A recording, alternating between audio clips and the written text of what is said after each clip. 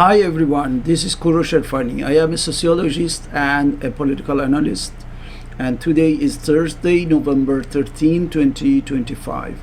I am going to discuss about several topics today, and I invite you to comment and giving your opinion on these videos, and also I invite you to subscribe to our channel. Thank you, and we are going to start. Stay with us.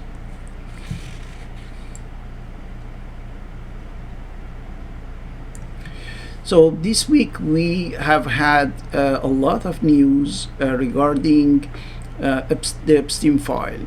As you know, it's a list in which you have the people who have been trapped by the Zionist network led by Mossad, the intelligence agency of Israel. And the system is very basic, and it's not only for the United States. They use it in almost any other countries as well. So what they do is very simple. They find the people who are either potentially or actually influential, or they are supposed to be so in the future, for example, in the political arena. And then they identify their weakness. For example, the eagerness to have sexual relation with the underage girls, and then they make everything available to them, and they make the widows' photos and everything. They record that, and from the moment this person is in a good position, and has some status, they start to blackmail this person in order to obtain the advantages. So it's very simple, and I think you are totally familiar with this kind of intricacies and mechanisms. But what is new is that it looks like this time Trump administration has been somehow picked or selected by the people who were specifically on that list. I am not talking about Donald Trump only. I'm talking about a lot of people around him with the positions and responsibilities extremely important. For example, we got news according to which even this guy is on the Epstein list. This guy is Tom Barak, okay, an Israeli American who is in charge for the negotiations with Lebanon, Syria, and so on. So now we know that he has been one of the customers of Epstein file, for example. Of course, when you have this possibility of blackmailing the people like him, you can obtain everything, and this is Israel is doing. So I emphasize on the fact that it looks like the people who came this time with Trump, in power, they have been specifically trapped and then put in this list in such a way that they can have a group of people, who are under pressure of the Israeli agents. So that's why Israel is getting almost everything that it wants right now.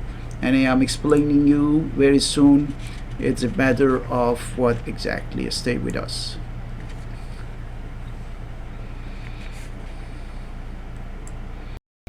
So let's establish a very interesting parallel. On the one hand, you have the surge of news regarding the Epstein files, the names, the pressure, and essentially on President Trump. On the other hand, you have more and more requests, claims, and demands by Israel. So this is a parallel that's very interesting.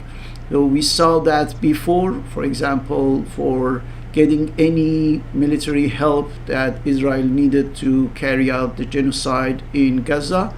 and also for other cases like in Syria.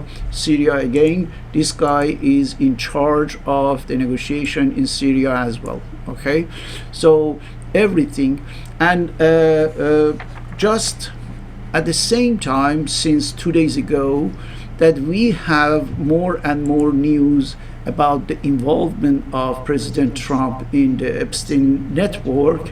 There is also another news, totally accidentally. Look, Israel this time is asking, according to Axios, asking for not 10 years military aid deal, but for 20-year military aid deal, which means double of the time that Israel used to get in the past, right? And also there is a little increase in the amount. Instead of 3 billion annually, now Israel is requesting 4 billion annually, which means that we are talking about a bill or a deal that is going to give to Israel something like $80 billion. $80 billion from now to 2045. So is it a coincidence to have this request formulated so beautifully by Israelis, and also with more and more revelation regarding the Epstein files? This is one of the questions, but you can imagine the things that are even worse. I am telling you one of them immediately after that.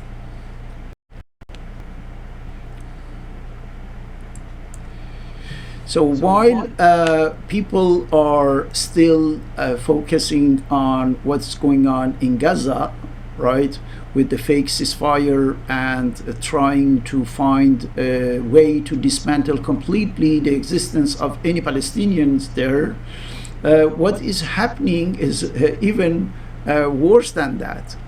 It's happening in the West Bank, where it's a matter of taking control of everything, occupying the whole territory of the West Bank by Israel, construction of the new settlements, and we should know that the issue in the West Bank is much more important for the future of a country called Palestine than Gaza, because for the Gaza Strait, we are talking about 365 kilometers. For the West Bank, we are talking about 5,640 square kilometers. So, which means that it's not comparable. In Gaza right now we have 1,800,000 people remain from 2,300,000 before October 7, and in the West Bank it's a matter of 3 million.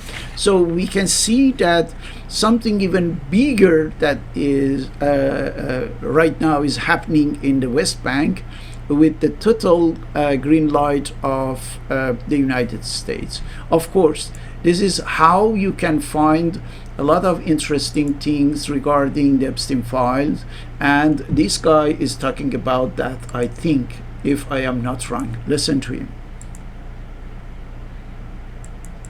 The United States backs Israel, but they back it less than the Israel. I was having a lot of problems getting support for Israel. And I can't really understand it, because I grew up in a world where everything evolved around politically. Everything evolved around Israel, and the power was amazing. One bad word about Israel, you were virtually out of politics. Today, one good word about Israel, you're out of politics. But I'm still here, and we're leading in the polls by about 50 points. Yeah, okay. So as you can see, everything is fine as long as you have the possibility of putting the people in the list first, Epstein file, and then putting them in the White House, and everything will be okay for you. So West Bank is almost done. The question of the future of the Palestinian state is completely over, I think. That's why We should forget about all these show off, of the ceasefire, peace, reconstruction, and everything. Everything is just a cover so that the greater Israel can take shape in a stage, right? And this is what is happening right now. Stay with us.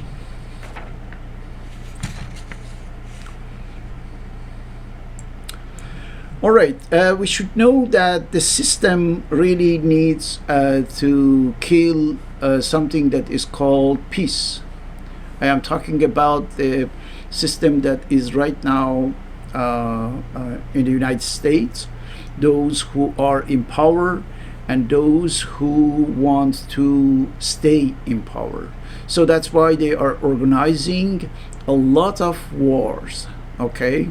I told you in my previous video that the transformation of the Defense Department into Department of War was not accidental. That it's not a name conversion, but it's a functional conversion. It's a functional transformation of an entity from just a defense entity to a aggressive entity, to an offensive entity. And this is what is happening. So we are going to have many wars. Don't forget that with the unprecedented degradation of the situation in the American economy and the internal situation, we should be waiting for the export of all this crisis toward outside somewhere. For example, in the Caribbean region with the Venezuela and most probably a few other countries like Cuba. And we are going to have the same thing in the Middle East with Iran.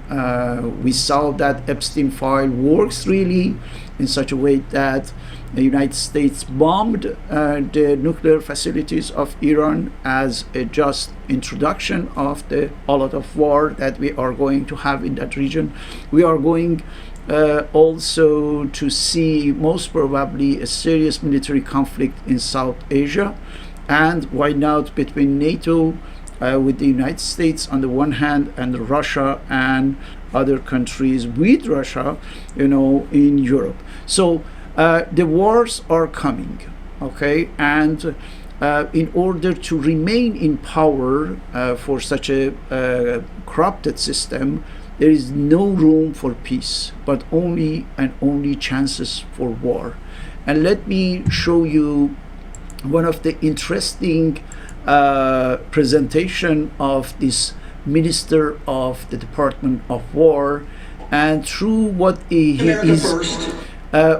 he's saying just during 1 minute and 22 seconds, you can see a very bright future for the United States and for the whole world. Listen to him. Putting America first, and the roadmap is peace through strength. The third ingredient President Trump has injected is good old-fashioned Indiana common sense. Common sense is back at the White House and it's back at the Pentagon. Okay, let's see what's common sense according to this administration. Listen attentively, please. Common sense means putting warfighting, lethality, as the senator mentioned, training, discipline, accountability, readiness at the forefront of everything we do at the Department of War. So common sense means preparation for war, right? And also putting aside a lot of bad things. Among these bad things, listen. War.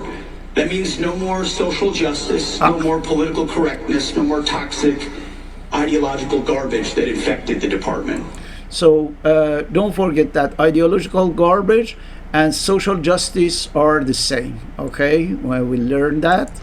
As I've said before, but we repeat and we repeat because as a good old television host, it takes a while for it to actually sink in.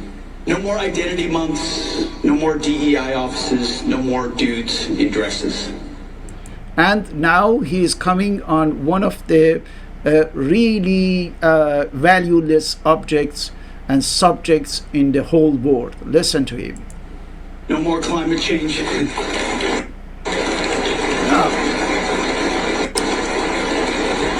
It actually was a thing.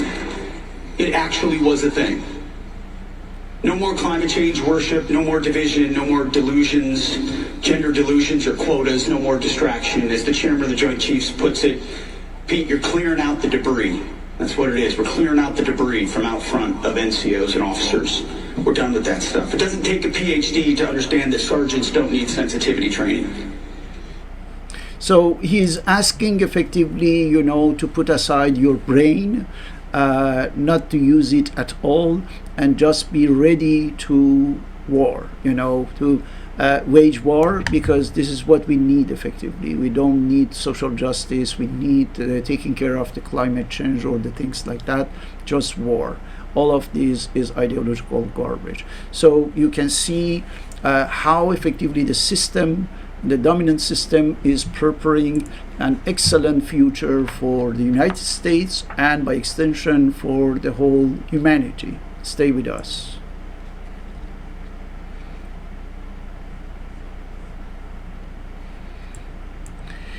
Now, let me tell you that the climate change he was talking about is a serious matter, actually. Is maybe the most serious matter of the whole thing that we have to deal with. Why? Because everything is getting worse. The worsening trend of the climate situation across the world is something undeniable. The only people who are denying that are those who are causing it. United States, for example, as the first or sometimes second polluter of the world, didn't participate at all in the COP30, which is the climate summit in Brazil right now. They didn't want to be there because they don't have anything to do. They don't have any responsibility regarding that. And what is interesting is that no mainstream media from the United States is there. You don't find anything from the NBC, ABC, Fox News, nothing over there. Why? Because it doesn't matter. The climate change is a hoax, and why we have to take care of that.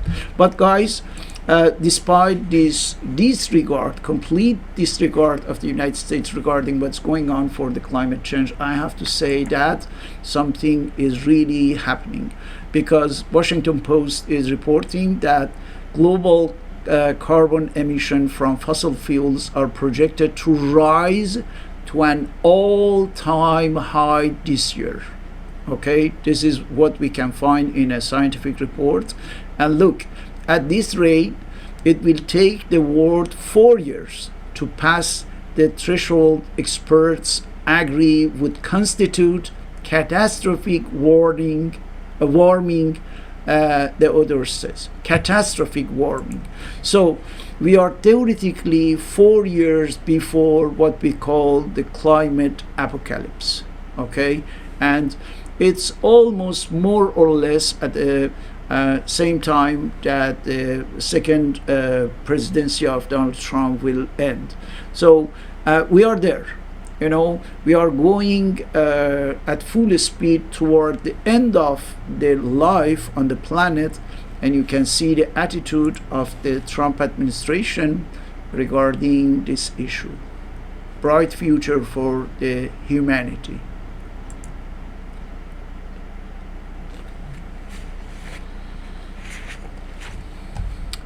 Now, let's talk about a very interesting fight that started in the United States. Maybe you are familiar with the term class war, right? The class war is a sociological, political concept that is used to talk usually and conventionally about the social fight, social struggle that is carried out by the lower class, right? By the working class, by the poor, for example. But in the United States right now, we have something unprecedented. A class war that is waged by the upper class. Is very unusual. And we can see that, for example, in the purposeful impediment that Trump administration tried to create for providing the minimum and the absolute minimum. More than 40 million people need to survive. I am talking about the SNAP and the dependence of 43 million people, according to sources, to the SNAP, to the food bank, in order just to survive. And we saw that during the government shutdown, Trump administration tried to do anything that was possible in order to cut effectively everything for these 42 million Americans who are going to somehow starve if they don't receive the SNAP aid. So among these 42 million people, we have something like 39% of children, right? And I am talking about the statistic of 2023. So Trump administration tried to see how effectively can do two things during this government shutdown and also for the new budget. The first was to remove completely the healthcare for something like 55 million Americans. So no more Obamacare, no more any kind of health coverage for dozens of millions of Americans. And on the other hand, to reduce as much as possible the budget of the SNAP.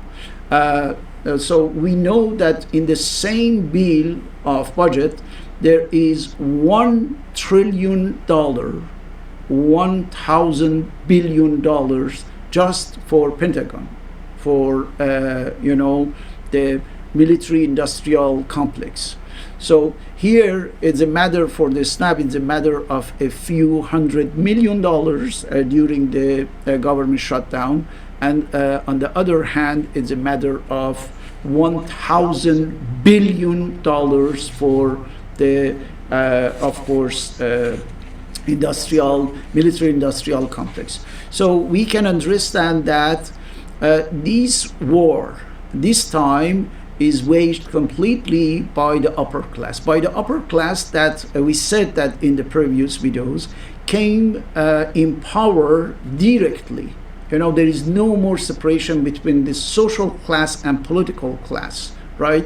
Right now, social class is the same that the political class. They are, intertwined, and we cannot separate that. That's why they are using every possibility, but every single possibility in the hands of government in order to wage this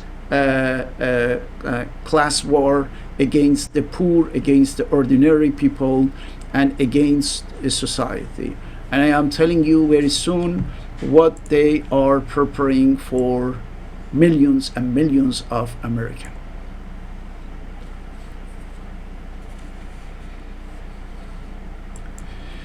So in the United States, there is a specificity that we have to account for when we are talking about the possibility of a class war, which is the presence of something like 350 to 400 million weapons and arms in the hands of Americans. So this is something that cannot be denied when we want to analyze what is going on if there is a serious confrontation between the upper class, government, we can use now as a synonyms, right? Government, administration, or upper class, it's the same, between them and the masses, the people, the ordinary people, right? And from the moment all these arms are somehow involved in this confrontation, it means that easily the class war can be converted, can be transformed into a civil war. So that's why we have to talk about a possibility of civil war in the United States, simply because now the administration is setting up a an entity that is completely militarized and is getting ready for this, not class war, the civil war. I am talking about the militarization of the law enforcement, the super militarization of the National Guard, and also removing all the people who are in the chain of command of the United States Army, and who are supposed maybe to oppose, to wage a war against the nation. They are, firing them, pushing them to the retirement, some kind of obligatory retirement and so on, so that they can have a body of obedient commanders for the war that is coming. And of course, everything that is in the law enforcement is changing, including, the narrative. Now the administration is injecting a new aggressive narrative in the law enforcement that makes that they are not anymore to protect the people or the social order or security or something like that, but they are there just to, oppress the people. I want to show you just, the discourse of this guy. This guy is in Brevard County. This is the sheriff, Wayne Ivey.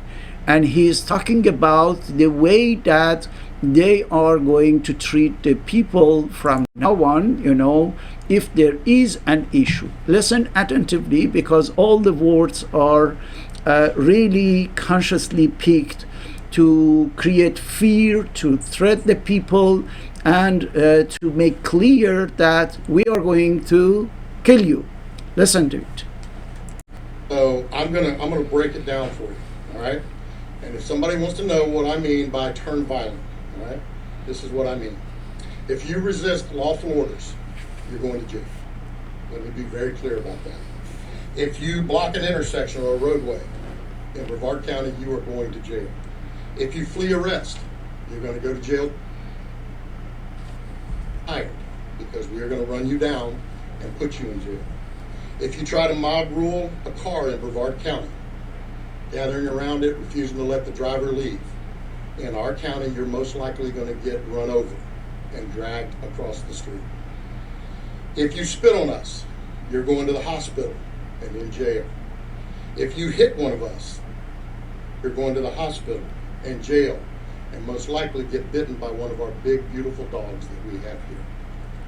If you throw a brick, a firebomb, or point a gun at one of our deputies, we will be notifying your family where to collect your remains at.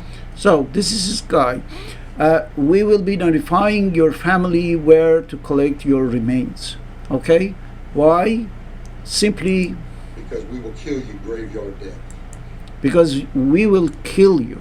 So now you see, this is a new narrative, right? We didn't have that usually in just a level of a sheriff in an area talking in this way, in this manner to the people, right? That we are going to kill you and we are notifying your family where to collect your remains. So which means that administration injected effectively this narrative. We have heard just the Peter Hexet's speech. So it's exactly the same. Get ready for a war. That's a discourse of war. That's a social war, effectively, right? Threatening the people that we are going to kill you. So which means that right now we can have a very clear idea about the future, and I am talking about the near future of the United States, because everything is set for having a direct confrontation between a leader corrupted minority at the top of the structure and all the machine of repression, military and paramilitary machine that they are preparing, in order to take control of the millions and millions of people who want to oppose that. So that's the reason why I think And I told you in my previous video that there won't be any elections democratically taken place in the United States anymore. I don't think that there would be any midterm election in 2026, because everything is now going toward a direction that cannot be really reversible very soon, and that's why we should be attentive. This is what would be the last part of this presentation, as I have a few little recommendations for everyone in the United States. Stay with us.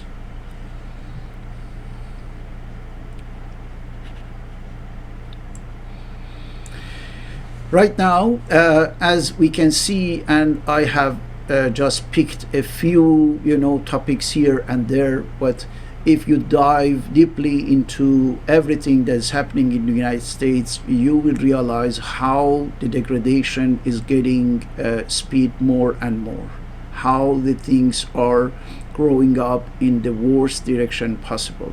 So that's why the people must be aware. So the awareness is the first thing that we need. And don't forget, there is a transformation of awareness into action. The action is the second thing that we need. Awareness and actions are the two things on which I am emphasizing as the absolute necessities for defending our life, our society, and of course the democracy. The transformation of awareness into action goes through organization. That's why I have always the recommendations regarding organization. I am talking about the citizen organization. I am talking about the social organization, so that we can be ready effectively to defend our rights. Not only our rights, but also our life, because they want, to replace us with everything that they are preparing. If they were giving us a health care or a wage, salary and everything, it was because they needed us. We were the workforce of the system, and the system now, thanks to all the new technologies and advancements, doesn't need us anymore, because they have, I can say, AI, they have robotics, quantum computation, and any other new technologies in order, to get rid of the human workforce. So once they don't need us to produce effectively what they want, why they have to give us something? This is their rational, effectively. This is how they are thinking. That's why they are organizing effectively through the removal of the healthcare for millions of Americans, and also through reducing the budget of the SNAP, preparing the conditions so that we start to, to die, to starve, simply that. That's the best way of elimination. This is what Israel is doing in Gaza right now, because they cannot kill 1,800,000 people, just by the bomb. So they are creating an artificial starving, so that the people start to get sick and die, simply. This is what they want also to do almost across the world, and we can see the purposeful design of a plan for doing so, exactly the same thing, but in other form and shapes in the United States. That's why we should be aware about that, and we should, as I told you, develop our awareness into actions through organization, social organization, citizen organization, community organization, grassroots organization. This is what we need so that we can survive. Thank you very much for having watched this video, and please comment and give me your point of view. See you next week. Thank you.